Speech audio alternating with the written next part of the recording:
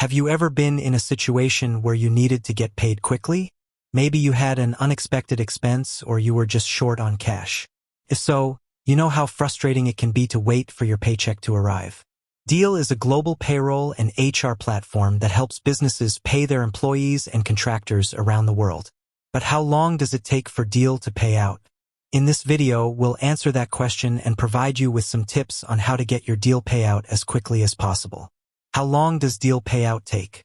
The time it takes for Deel to pay out depends on a number of factors, including the country you are in, the currency you are being paid in, the payment method you choose.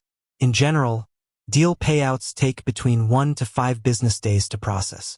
However, there may be some delays depending on the specific circumstances. Here are some additional factors that can affect the time it takes for Deel to pay out. Bank holidays, weekend days, processing time at your bank, technical issues, tips for getting your Deel payout as quickly as possible. Here are a few tips that you can follow to get your Deel payout as quickly as possible.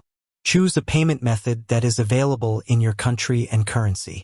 Make sure that your Deel account information is up to date.